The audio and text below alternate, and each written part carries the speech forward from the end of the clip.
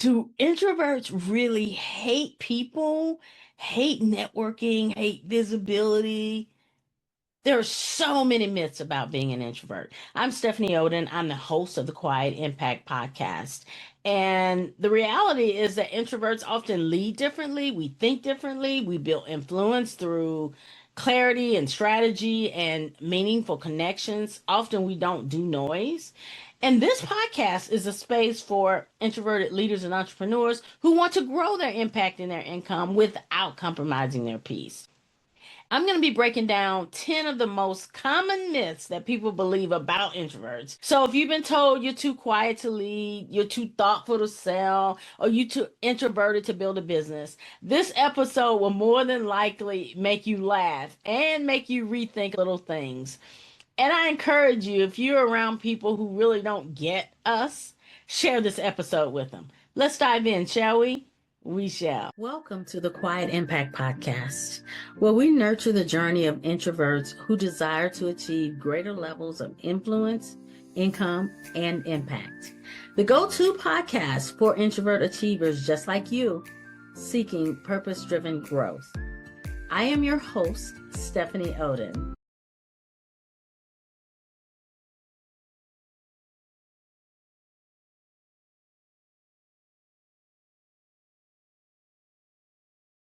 Welcome back to the Quiet Impact Podcast. We're not shy, we're not timid, we're not needing to be fixed. We're an introvert, and that is our superpower.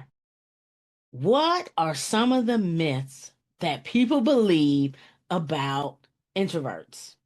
There's two types of people in the world: people who understand introverts and people who think we are shy, we're awkward, we're antisocial, and we're secretly plotting to avoid every social event ever invented. Let's clear some of that up, because typically what I've seen is we are very misunderstood in terms of our personality styles. And unfortunately and ironically, most introverts have spent years believing the myths too. So today, consider this your public service announcement episode.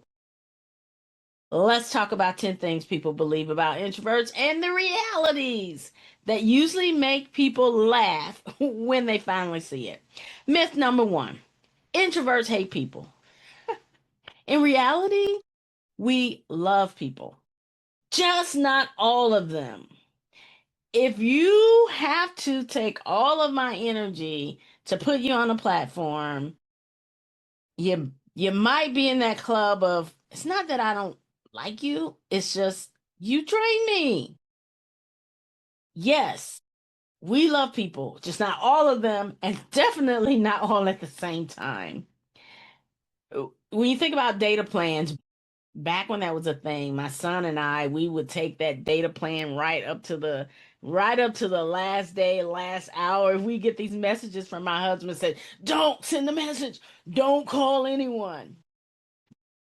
I do like to think about extroverts as operating more on an unlimited data plan, and introverts more like a premium, carefully curated plan. We're selective, we're intentional, very protective of our bandwidth. And you've heard me talk about that before if you've watched other episodes. I think one of the things I really spend a lot of time on that gets us in success mode is capacity management, and making sure that we have the right boundaries in place that we can show up powerfully when we need to. And when we don't need to show up powerfully, we don't feel like we need to be on all the time. Myth number two: introverts are shy. You might even be saying that about yourself because you've been told that for so long. There are extroverts. Let me drop this. There are extroverts that are shy. Shyness is a fear of judgment. And I've already said introversion is really about energy management. We're not afraid to speak. We just simply don't need a live broadcast of every thought that's entering our brain to talk it out to make a decision. Silence for us is not insecurity. Sometimes silence is processing. Sometimes silence is recovery. Sometimes silence is strategic observation.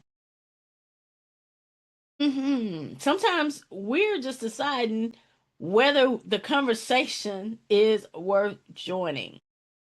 Now, I am an introvert, and I will also tell you that I am socially awkward. I feel weird when I get in certain situations. But people that know me, they're like, "You're not shy." No, I'm not shy because I'm in a space where been able to manage my energy and show up. Myth number three: introverts don't like to talk. I already started on this one, right? We talk a lot, but very rarely will you see us just talking about nothing like general stuff. Very rarely will you see that. Small talk is something that absolutely drains. Now, that's a challenge eh, early on in my business. Is like, oh, I need to make small talk. Like that's what I've been taught in my extroverted, mentoring. Make small talk. Well, that's draining. But what I care about and what has been the shift for me when it comes to sales, when it comes to operating at a different level of conversation is I care about you.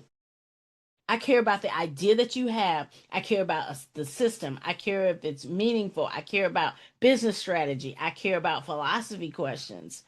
So if you ask me about some of those things, you have suddenly activated your own mini TED Talk that you didn't even ask for, you didn't even sign up for.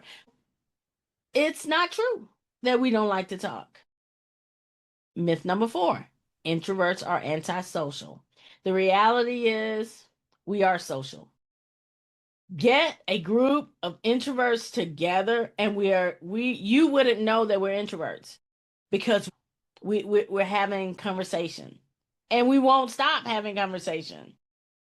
We do prefer depth over volume, though. I need it to be something that's meaningful. We don't collect acquaintances. I, I don't collect acquaintances. There is a reason that I connect. Often, what you'll find is extroverts like to collect acquaintances. I like to have, and others like me, I've seen with my clients, 2 to 3 soul level friendships or a group of soul level friendships. And we guard them like their treasure. Well, it's not less social, it's more intentional. Myth number five: introverts don't like attention. Not true.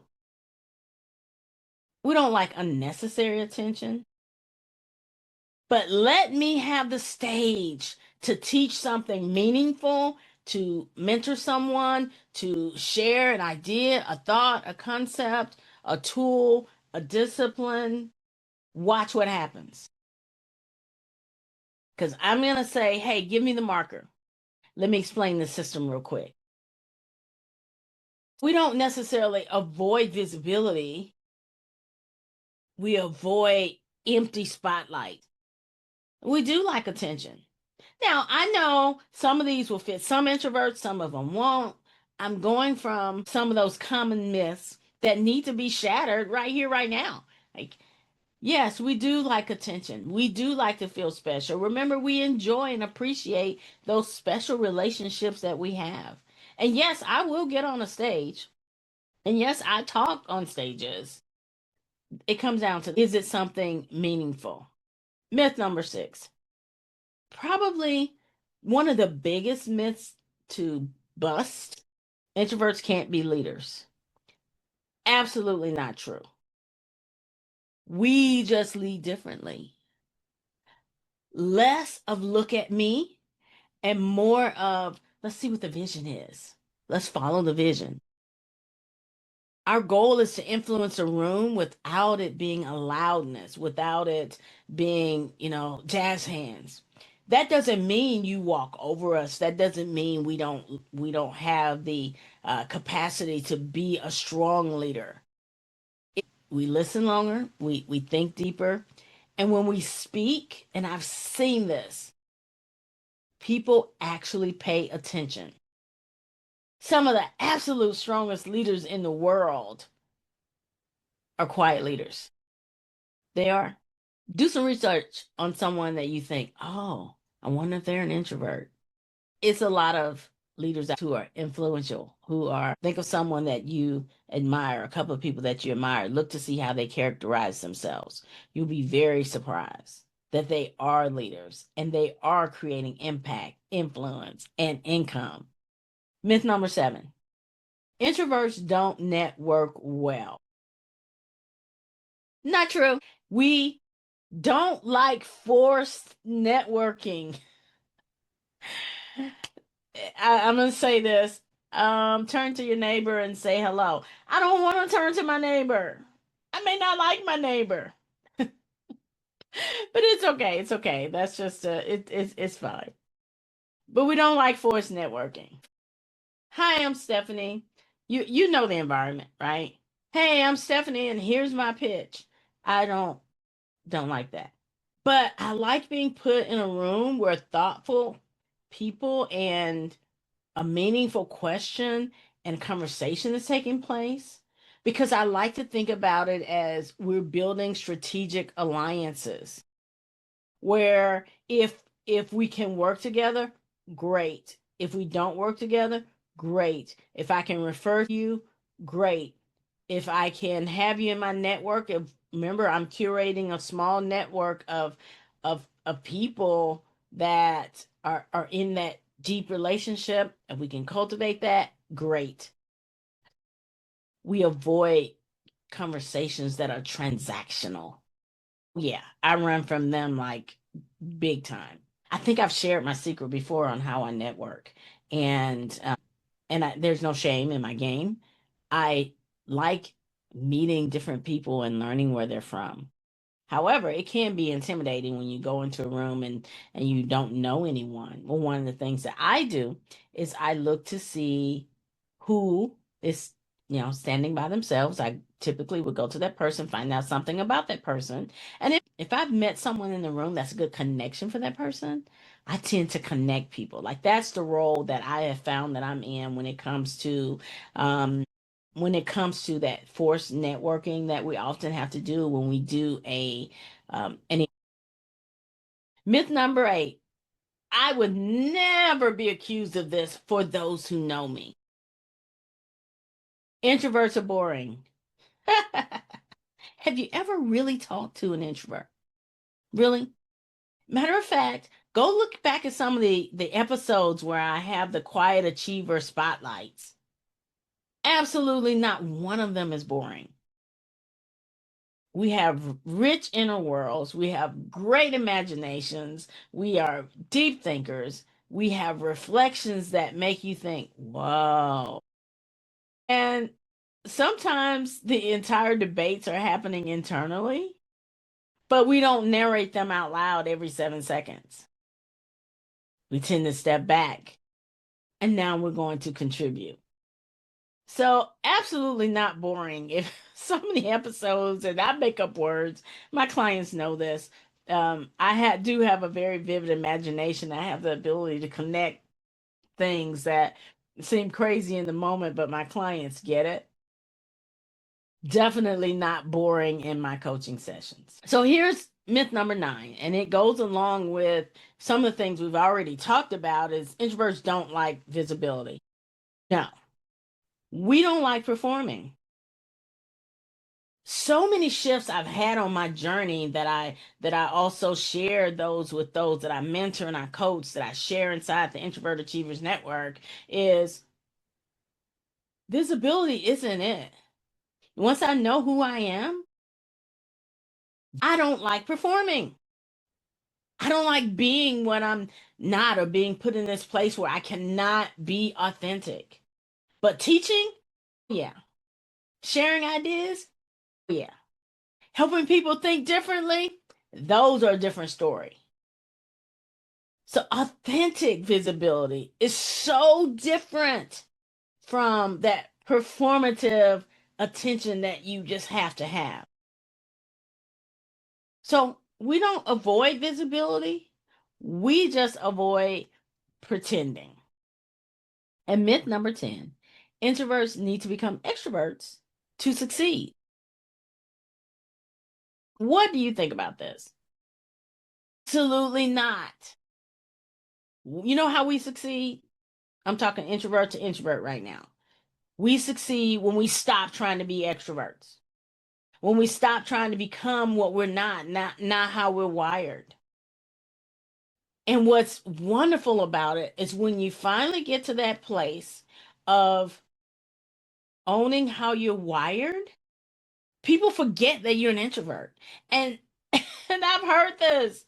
Oh my gosh, Stephanie, you're becoming less of an introvert. No, I just know how I'm wired.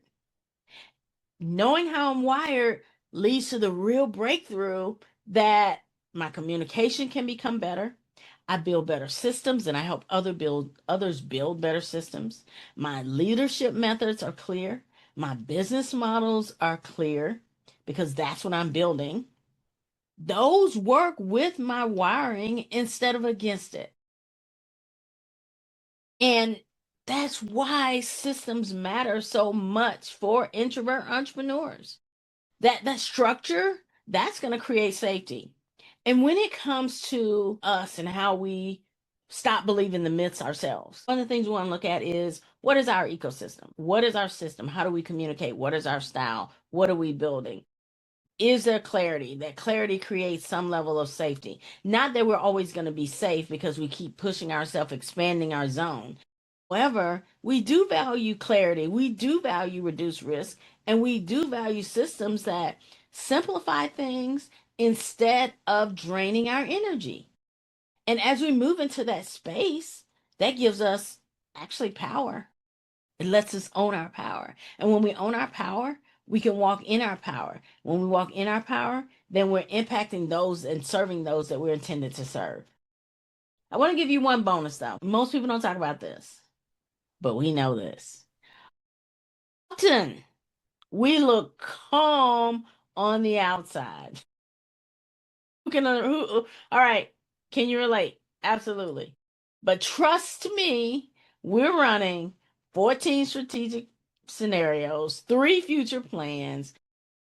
The reflection is going on, and we're analyzing what has just happened all before lunch. So quiet doesn't mean inactive. It just means we're processing at a deeper level.